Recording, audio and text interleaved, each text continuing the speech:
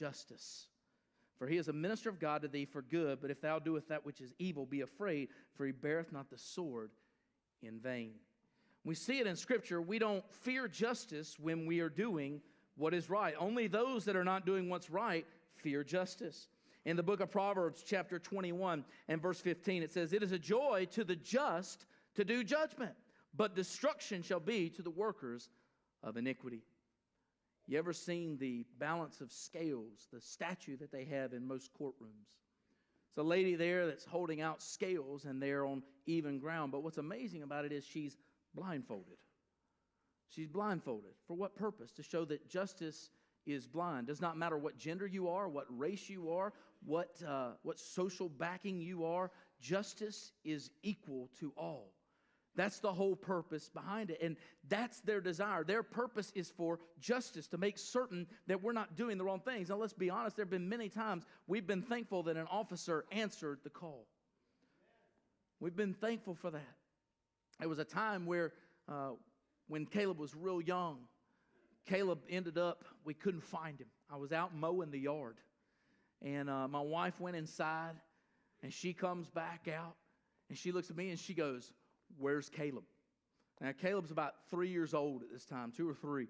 And I'm like, "I don't know. I've been mowing the yard. I thought he was with you." Now, I thought he was with you. How many of you parents have ever done that? I thought he was with you.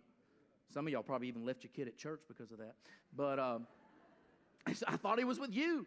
So we start looking. We're searching everywhere. I mean, we're going all over. I go inside the house. I'm thinking, well, maybe he went up there. Maybe he's with his sister. Maybe he's hidden. We don't know where he's at. So we go through all the house. And guess what? Can't find my son. We go out into the yard. I'm thinking, well, maybe he went down into our woods. We have woods. We had a creek down there. Maybe he went down there because boys love creeks. But who do you call when you're in trouble? You call law enforcement. Why? Because they're going to stop what they're doing, and they're going to help you with what's going on, because their desire is justice.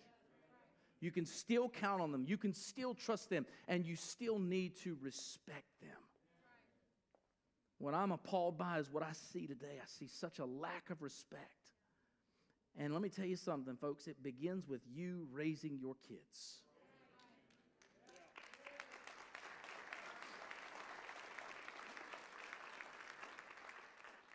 That's where it begins. It begins in the home. If we teach our children from the beginning who's in authority, it will be passed on. It begins at home. But I'll just tell you this, when you begin to go home and talk poorly about their teachers and those in authority, when you go home and you begin to talk poorly about the officer that pulled you over for speeding, you were hoping to get a warning, but he was a mean guy and he gave you a ticket anyways, that doesn't help the case. You have to respect authority, and it's passed down to our kids so that they also will respect them.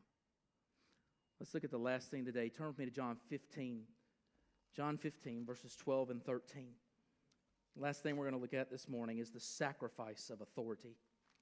John 15, verses 12 and 13 says this: "This is my commandment, that ye love one another as I have loved you.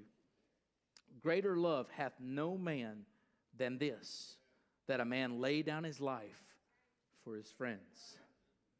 I'll just go ahead and tell you this. There are 3 people I know I'd lay my life down for: my wife, my son, and my daughter. Beyond that, I don't know. I'm just being honest with you. But I believe these men and these women who wear the uniform, will they lay their life down for every one of you in here to protect you. That's their sworn duty, to care for you, to protect you, to serve you. I believe with all my heart that they would do that. Greater love hath no man than to lay down his life for his friend. Here's an amazing thing. They may not even know you, and yet they still serve you. They may not know your name. They may not know where you live. They may not know. Here's the thing. We'll face a judgment, but it will be a different kind of judgment. We will not stand before the great white throne judgment where he'll look to see if our names are written in the Lamb's book of life, because guess what? He already knows your name, and he knows it's in there. And I promise you that when he opens up that book to see if your name is not written in there, it's not because he doesn't know who you are, because he knows you, because he gave his life for you. you refused His precious gift, and He will give you what you so desire, and that is an eternity away from Him. Because if you didn't want to live for Him here, you certainly aren't going to want to live for Him all of eternity. But He still gave His life for you. Why? Because of His great love for you. You'll find no greater love in all the world. And I am so thankful for those that wear the uniform